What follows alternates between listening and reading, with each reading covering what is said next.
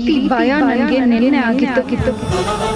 ಹಾಗೆ ನನಗೆ ಇದ್ದಕ್ಕಿದ್ದಾಗೆ ಭಯ ಆಗೋದಕ್ಕೆ ಕಾರಣ ಇದೇ ಶಕ್ತಿ ಅನ್ಸುತ್ತೆ.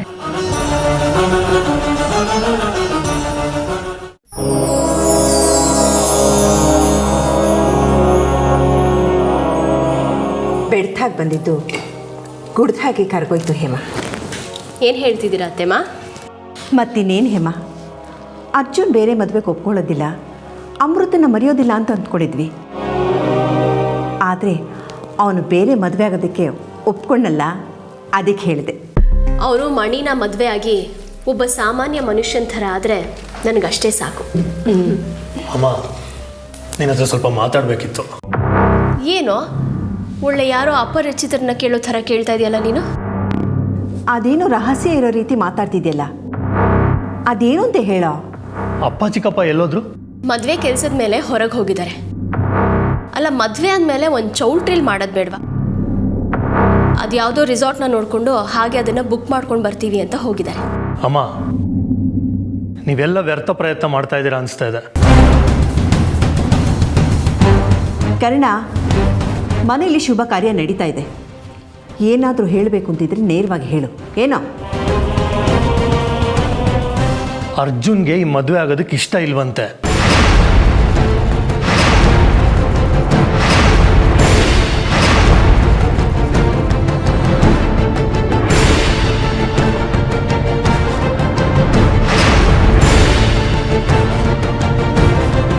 ಏನು ಹೇಳ್ತಾ ಇದೆಯಾ ನೀನು? ಅರ್ಜುನ್ ಮಣಿನ ಮದುವೆ ಆಗೋದಕ್ಕೆ ತುದಿಗಾಲ ನಿಂತಿದ್ದೇನೆ ಅಂತ ನಮಗೆಲ್ಲ ಗೊತ್ತಿದೆ. ಅಜ್ಜಿ, ಕೆಲವು ಸಲ ಕಿವಿಲ್ ಕೇಳಿದ್ದು ಕಣ್ಣಲ್ಲಿ ನೋಡಿದ್ದು ಸುಳ್ಳಾಗುತ್ತೆ ಅನ್ನೋದು ಗೊತ್ತು ತಾನೆ. ಅವನು ಯಾವುದೋ ವಿಚಿತ್ರವಾದ ಒತ್ತಡಕ್ಕೆ ಒಳಗಾಗಿ ಈಗ ಮದುವೆಗೆ ಒಪ್ಕೊಂಡಿದ್ದಾನೆ. ನೀನು ಹೀಗೆ ಹೇಳಿದ್ರೆ ಹೇಗೋ ಅರ್ಥ ಆಗುತ್ತೆ ನಮಗೆ. ಬಿಡಿಸಿ ಹೇಳು ಕರ್ಣ. ಈಗ ಬರ್ತಾ ಅಮೃತ ಸಿಕ್ಕಿದ್ಲು, ಅವಳನ್ನ ನೋಡಿ ತುಂಬ ಖುಷಿ ಆಯಿತು ಅಂತ ಅಂದ. ಆದರೆ ಆಮೇಲೆ ಏನಾಯಿತು ನನಗೆ ಗೊತ್ತಿಲ್ಲ. ಅವ್ರಿಗೆ ತುಂಬ ಹರ್ಟ್ ಆಗೋಗಿ ಮಾತಾಡ್ಬಿಟ್ಟೆ. ಏನು ಮಾತಾಡಿದೆ, ಯಾಕೆ ಹಾಗೆ ಮಾತಾಡಿದೆ, ಏನು ಅಂತಲೇ ನನಗೆ ಗೊತ್ತಾಗಲಿಲ್ಲ ಅಂತ ಅಂದ. ಇದೆಲ್ಲ ನೋಡ್ತಾ ಇದ್ರೆ ನನಗೇನೋ ಮಿಸ್ ಹೊಡಿತಾ ಇದೆ ಅಂತ ಅನ್ನಿಸ್ತಾ ಇದೆ. ಈಗ ನಾವು ತಪ್ಪು ನಿರ್ಧಾರ ತಗೊಂಡ್ರೆ ಅರ್ಜುನ್ ಮಾತ್ರ ಅಲ್ಲ, ಇಡೀ ಫ್ಯಾಮಿಲಿನೇ ಅನುಭವಿಸ್ಬೇಕಾಗುತ್ತೆ ಅಂತ ನನಗೆ ಅನ್ನಿಸ್ತಾ ಇದೆ. ನನ್ನನ್ನು ಕೇಳೋದಾದರೆ ಈ ಮದುವೆನ ಇಲ್ಲಿಗೆ ನಿಲ್ಲಿಸೋದು ಒಳ್ಳೆಯದು ಅನ್ನಿಸ್ತಾ ಇದೆ.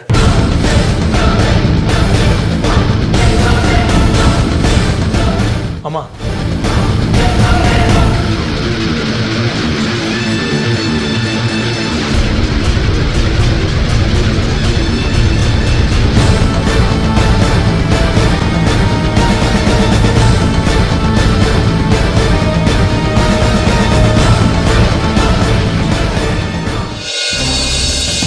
ನಾನು ಇಲ್ಲೇ ಇದ್ದರೆ ನನಗೆ ಉಳಿಗಾಲ ಇರೋದಿಲ್ಲ. ಬದುಕಿದ್ರೆ ಏನು ಬೇಕಾದರೂ ಮಾಡಬಹುದು, ಏನು ಬೇಕಾದರೂ ಪಡ್ಕೋಬಹುದು. ಅರೆ, ಇವಳೆ ಕೆಳಗೆ ಬಂದು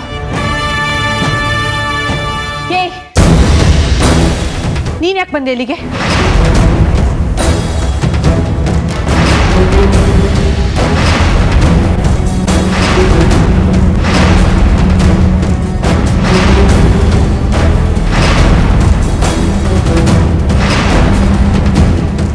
ನೀನು ಪರಾವಲಂಬಿ, ಆದರೂ ಸರ್ವಶಕ್ತಿ ಅನ್ನೋ ಭ್ರಮೇಲಿದ್ಯಾ.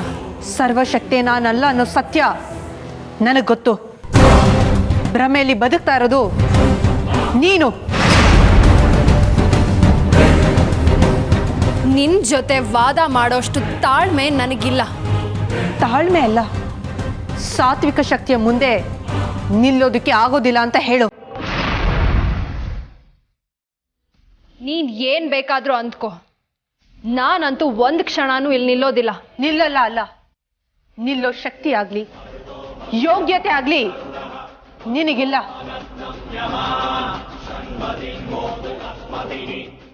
ಏಯ್, ನಿಂತ್ಕೋ.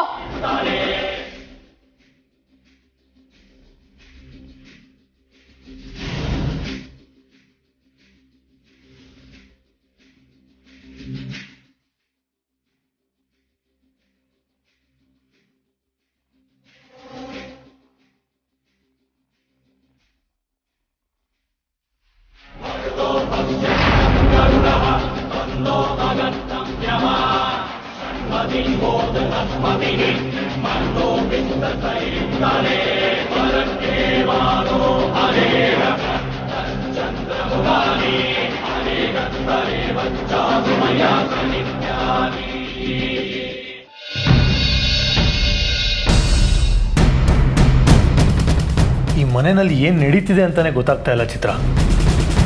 ಅಲ್ಲ ಈಗ ಏನಾಯ್ತು ಅಂತ? ಅಲ್ಲ, ಅರ್ಜುನ್ ವಿಷಯನ ಅಮ್ಮ ಅಜ್ಜಿ ಹತ್ರ ಮಾತಾಡ್ತಾ ಇರುವಾಗ ಚಿಕ್ಕಪ್ಪ ಬಂದರು. ಅವ್ರು ಬಂದ ತಕ್ಷಣ ಅಮ್ಮ ನನಗೆ ಕಣ್ಸನ್ನೆ ಮಾಡಿ ನನ್ನ ಬಾಯಿ ಮುಚ್ಚಿಸ್ಬಿಟ್ರು. ಇದು ಯಾಕೆ ಅಂತಾನೆ ನನಗೆ ಗೊತ್ತಾಗ್ತಾ ಇಲ್ಲ. ಅತ್ತೆ, ಅಜ್ಜಿ, ಮಾವ, ಚಿಕ್ಕ ಮಾವ ಎಲ್ಲರೂ ಅವಶ್ಯಕತೆಗಿಂತ ಹೆಚ್ಚಾಗಿ ಭಯ ಪಡ್ತಾ ಇದ್ದಾರೆ. ಯಾಕೆ ಅನ್ನೋದೇ ನನಗೆ ಅರ್ಥ ಆಗ್ತಿಲ್ಲ.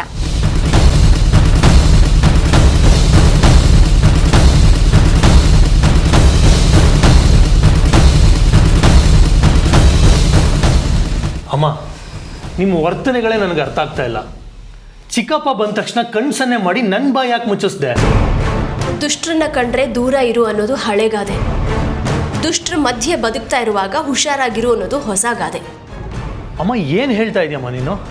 ನಿಮ್ಮಪ್ಪ ನಿಮ್ಮ ಚಿಕ್ಕಪ್ಪ ಸಾಮಾನ್ಯ ಮನುಷ್ಯರಲ್ಲ ಕಣೋ, ಮನುಷ್ಯ ರೂಪದಲ್ಲಿರೋ ರಾಕ್ಷಸರು. ನಾನು ಅಮೃತಂಗೆ ಸಹಾಯ ಮಾಡ್ತೀನಿ ಅಂತ ನನ್ನನ್ನೇ ಕೊಲ್ಲೋಕೆ ಹೊರಟಿದ್ರು ಗೊತ್ತಾ?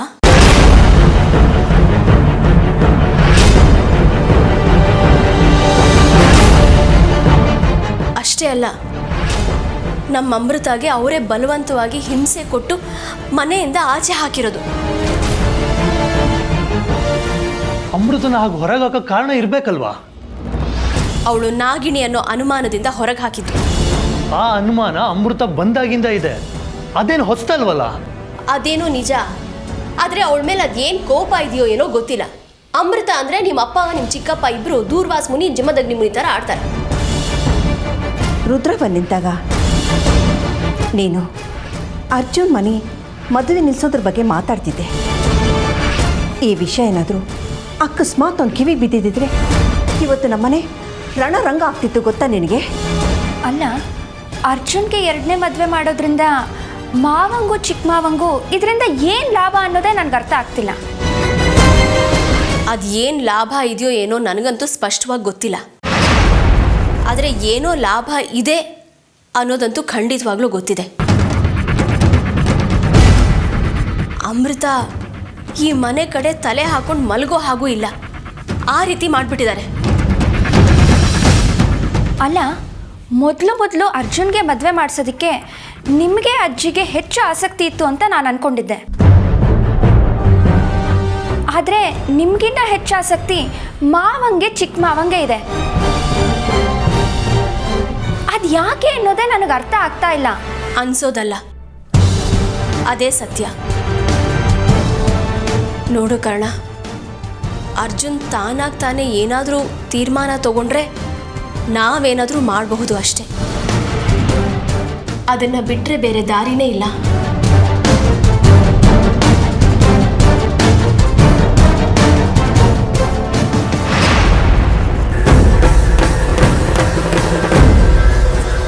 ಇಲ್ಲ, ಆ ಮನೇಲಿ ನಾನು ಇದ್ದಿದ್ದು ಒಂದು ಕ್ಷಣನೂ ನನ್ನ ಉಸಿರು ಗಟ್ಟಾಯಿತು. ನಾನೇನಾದರೂ ಒಂದು ವೇಳೆ ಆ ಶಕ್ತಿ ಮೇಲೆ ನಾನು ಒಂಟಿಯಾಗಿ ಹೋರಾಟ ಮಾಡ್ತೀನಿ ಅಂದ್ಕೊಂಡ್ರೆ ಅದು ನನ್ನ ಮೂರ್ಖತನ. ಅದೇನು ವಿಚಿತ್ರ ಶಕ್ತಿ ಆ ಪೆಟ್ಟಿಗೆ ಒಳಗೆ. ಯಾವ ದೇವಿ ಆಯುಧನೋ ಏನೋ ನನಗೆ ಗೊತ್ತಾಗ್ತಾನೆ ಇಲ್ವಲ್ಲ. ನನ್ನೊಬ್ಳಿಂದ ಆ ಶಕ್ತಿನ ಕುಂದಿಸೋದಕ್ಕೆ ಆಗೋದಿಲ್ಲ. ಹಾಗೆ ಆ ನಾಗಿಣಿನ ಕೊಲ್ಲೋದಕ್ಕೂ ಆಗೋದಿಲ್ಲ. ನನಗೆ ಯಾರು ಸಹಾಯ ಮಾಡ್ತಾರೆ ಈ ಲೋಕದಲ್ಲಿ?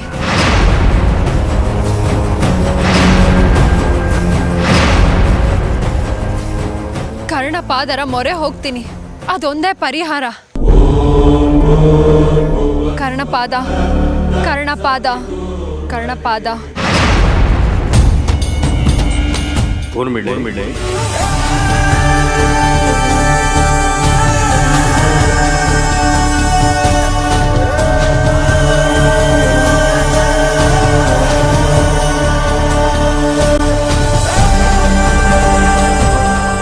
ನಮ್ಮ ಲೋಕವನ್ನು ತೊರೆದು ಶತಶತಮಾನಗಳೇ ಸಂಧಿವೆ. ಈಗ ಇದ್ದಕ್ಕಿದ್ದ ಹಾಗೆ ಈ ಕರ್ಣಪಾದನನ್ನು ನೆನೆಯಲು ಕಾರಣವೇನು? ಕರ್ಣಪಾದ, ನಾನು ಯಾವ ಉದ್ದೇಶಕ್ಕೆ ಈ ಭೂಲೋಕಕ್ಕೆ ಬಂದೋ ಅದು ನೆರವೇರುತ್ತೋ ಇಲ್ವೋ ಅನ್ನೋ ಆತಂಕ ಶುರುವಾಗಿದೆ. ನಾನು ಅಂದ್ಕೊಂಡಾಗೆ ನನ್ನ ಅರ್ಜುನ ಕರ್ಕೊಂಡು ನಮ್ಮ ಲೋಕನ ಸೇರ್ಬೇಕು ಅಂದ್ರೆ ನಾನು ಆ ನಾಗಿಣಿನ ಸಂಹಾರ ಮಾಡಬೇಕು. ಆದ್ರೆ ಅವಳ ಹಿಂದೆ ಯಾವುದೋ ಒಂದು ದೈವಿ ಶಕ್ತಿ ನಿಂತಿದೆ. ಅದರ ನಾಶಕ್ಕೆ ಈ ಲೋಕದಲ್ಲಿ ಯಾರಾದರೂ ನಿನಗೆ ಸಹಾಯಕ್ಕೆ ನಿಲ್ಲಬೇಕು. ಹೌದು ಕರ್ಣಪಾದ, ನಿನಗೆ ಸಹಾಯ ಮಾಡೋದಕ್ಕೆ ಒಬ್ಬ ವ್ಯಕ್ತಿ ಇದ್ದಾನೆ. ನನ್ನನ್ನು ಹಿಂಬಾಲಿಸು ಊರ್ಮಿಳಾ. ಸರಿ.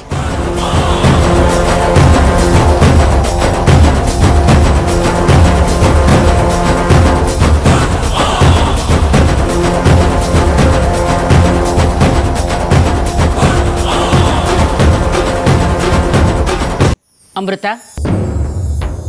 ಯಾರೋ ಅಪರಿಚಿತಳು ಹೇಳ್ದೆ ಕೇಳದೆ ಮನೆ ಒಳಗಡೆ ನುಗ್ಗದ್ಲಂತೆ. ನಿನ್ಗೇನಾದ್ರು ಪರಿಚಯನ ಅವಳು?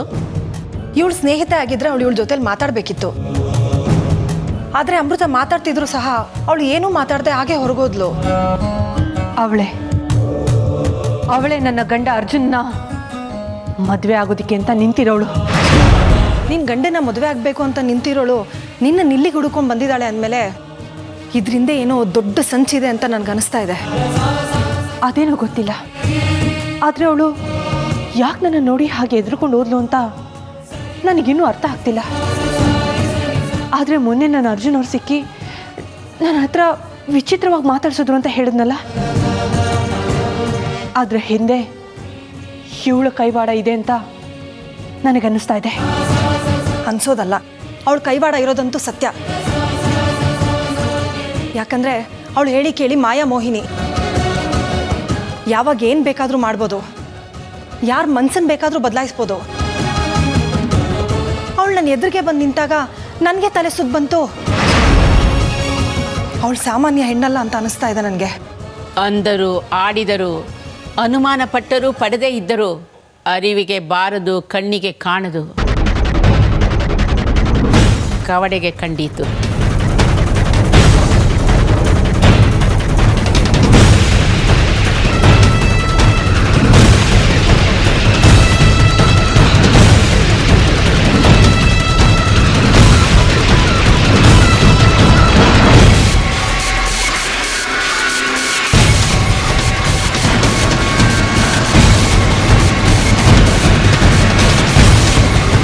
ನಾನು ಹೇಳಿದ ಅನ್ಯಲೋಕದ ಮಾಯಾವಿನಿ ಅವಳೇ.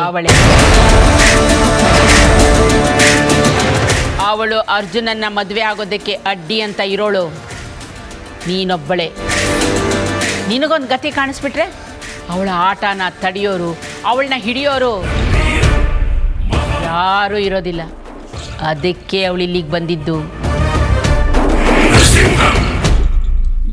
ಅಲ್ಲ ಅಮ್ಮ, ನನ್ನನ್ನು ಕೊಲ್ಲೋದಕ್ಕೆ ಅಂತ ಬಂದವಳು ಯಾಕೆ ಹಾಗೆ ಎದ್ರುಕೊಂಡು ಹೊರಟೋದ್ಲು? ಮಣ್ಣಿಂದ ಆದ ಕಾಯ, ಮಣ್ಣಿಂದ ಆದ ಮನಸ್ಸು ಎರಡು ಮಂಕನ್ನ ಜಯಿಸಲು ಸಾಧ್ಯವಾ? ಅಂದುಕೊಂಡಿದ್ದೇ ಅಂತ್ಯವಲ್ಲ. ಅಕ್ಷಿಗೆ ಗೋಚರಿಸಿದ ಪಕ್ಷಿ ಇನ್ನೊಂದಿಹುದು. ಅವಳು ನಿನ್ನ ನೋಡಿ ಹೆದರ್ಕೊಂಡು ಓಡ್ ಹೋಗಿಲ್ಲ. ಅವಳು ಇಲ್ಲಿಂದ ಓಡ್ ಹೋಗಿರೋದಕ್ಕೆ ಕಾರಣನೇ ಬೇರೆ ಇದೆ. ಏನಮ್ಮ, ಏನದು? ನನ್ನ ಚಕ್ರೇಶ್ವರಿಯ ಚಕ್ರಾಯುಧ. ಅದರ ಪ್ರಭೆನ ಎದುರಿಸಕ್ಕಾಗದೆ ಅವಳ ಮನಸ್ಸು ಅಲ್ಲೋಲ ಕಲ್ಲೋಲವಾಗಿದೆ. ಅದಕ್ಕೆ ನಿಂತಲ್ಲಿ ನಿಲ್ಲದೆ ಅವಳು ಈ ಮನೆಯಿಂದ ಓಡ್ ಹೋಗಿದ್ದಾಳೆ. ನಂಬಿದವರನ್ನ ಕಾಯೋದು ಚಕ್ರೇಶ್ವರಿಯ ಕರ್ತವ್ಯ. ಹಾಗೆ ಆಶ್ರಯದಾತರನ್ನ ಪೊರೆಯೋದು ಚಕ್ರಾಯುಧದ ಧ್ಯೇಯ. ಅಮೃತ, ನೀನೇನು ಹೆದರ್ಕೊಳ್ಳೋ ಅವಶ್ಯಕತೆ ಇಲ್ಲ. ನಿನಗೆ ಬಂದ ಕಂಟಕ ಕಷ್ಟ ಎಲ್ಲ ನಿವಾರಣೆ ಆಗಿದೆ ಅಂತ ಅನಿಸ್ತಾ ಇದೆ. ಯಾಕಂದ್ರೆ ಅವಳು ಹೋಗಿದ್ದಾಳಲ್ವಾ? ಸುಳ್ಳು. ಅಸತ್ಯಗಳ ಆಗರ, ಅಸಂತೋಷಗಳ ಸಾಗರ, ದುಃಖ ದುಮ್ಮಾನಗಳ ಚಪ್ಪರ, ದುರ್ಗತಿ ದುರ್ಧರ್ಮಗಳ ಗೋಚರ. ಅಮೃತ, ನಿನ್ನ ಕಷ್ಟಗಳು ದೂರ ಆಗಿಲ್ಲ. ಇದಕ್ಕಿಂತ ಘೋರವಾದ ಸ್ಥಿತಿ ನಿನಗೆ ಬಂದೊದಗುತ್ತೆ. ಅಮ್ಮ, ಈಗಾಗಲೇ ಬಂದಿರೋ ಕಷ್ಟಗಳನ್ನು ಸಹಿಸ್ಕೊಳಕ್ಕಾಗದೆ ಕುಸ್ತು ಹೋಗಿದ್ದೀನಿ. ನೀವು ಮತ್ತೆ ಮತ್ತೆ ಘೋರ ಸ್ಥಿತಿ ಅಂತ ಹೇಳ್ತಾ ಇದ್ದೀರಲ್ಲ. ಆಗಿರೋದಕ್ಕೆ, ಆಗ್ತಾ ಇರೋದಕ್ಕೆ ನಾನೇ ಕಾರಣ ಅನ್ನೋ ರೀತಿ ಮಾತಾಡ್ತಾ ಇದೆಯಲ್ಲ ಅಮೃತ.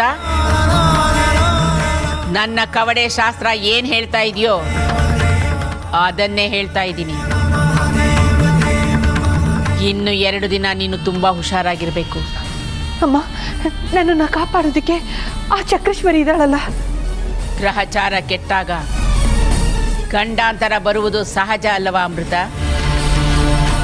ಚಕ್ರೇಶ್ವರಿಯ ಚಕ್ರಾಯುಧ ಇದ್ದರೂ ನಿನಗೇನೋ ಅಪಾಯ ಆಗುತ್ತೆ ಅಂತ ನನ್ನ ಅಂತರಾತ್ಮ ಹೇಳ್ತಾ ಇದೆ.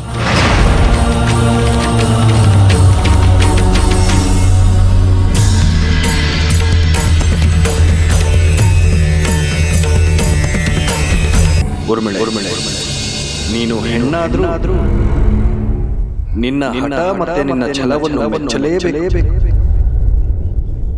ನಾನು ಯಾವತ್ತ ಅರ್ಜುನ್ನಿಂದ ಈ ಭೂಲೋಕದಲ್ಲಿ ಶಿಲಾಬಾಲಿಕೆಯಾಗಿ ನಿಂತು ನೋವು ಸಂಕಟ ಅನುಭವಿಸಿದ್ನೋ ಅವತ್ತೇ ಸಂಕಲ್ಪ ಮಾಡಿಬಿಟ್ಟೆ ಕರ್ಣಪಾದ, ಆ ಅರ್ಜುನ್ ನನ್ನವನು ಅಂತ. ಅವನನ್ನು ಪಡೆಯೋದಕ್ಕೆ ಅಡ್ಡವಾಗಿ ನಿಂತಿರೋದು ಆ ನಾಗಿಣಿ, ಆ ಆಯುಧ. ನಮ್ಮ ಲೋಕದ ಕಟ್ಟಳೆಯಂತೆ ಕಷ್ಟದಲ್ಲಿರುವ ನಿನಗೆ ಸಹಾಯ ಮಾಡಬೇಕಾಗಿರುವುದು ನನ್ನ ಕರ್ತವ್ಯ. ಯಾಕೆ ನಿಂತ್ಬಿಟ್ರಿ ಕರ್ಣಪಾದ? ಇಲ್ಲಿಂದ ಕೆಲವು ಗಾವುದ ನೀನು ಕಾಡಿನಲ್ಲಿ ಹೋದ್ರೆ ಅಲ್ಲೊಬ್ಬ ಭೈರವ ಎನ್ನುವ ತಾಂತ್ರಿಕ ಸಿಗುತ್ತಾನೆ. ಅವನು ನಿನಗೆ ಎಲ್ಲಾ ರೀತಿಯಲ್ಲೂ ಸಹಾಯ ಮಾಡುತ್ತಾನೆ. ನಿಮ್ಮಿಂದ ತುಂಬಾ ಉಪಕಾರ ಆಯ್ತು ಕರ್ಣಪಾದ. ನೀನು ಗೆದ್ದು ಆ ಅರ್ಜುನನ್ನು ನಮ್ಮ ಲೋಕಕ್ಕೆ ಕರೆತರುವುದು ನಮ್ಮ ಲೋಕದ ಪ್ರತಿಷ್ಠೆಯ ಪ್ರಶ್ನೆ. ನೀನು ವಿಜಯಶಾಲಿಯಾಗಿ. ನಿಮ್ಮ ಆಸೆ ಸುಳ್ಳಾಗೋದಿಲ್ಲ ಕರ್ಣಪಾದ. ನೀವಿನ್ ಹೋಗಿ ಬನ್ನಿ.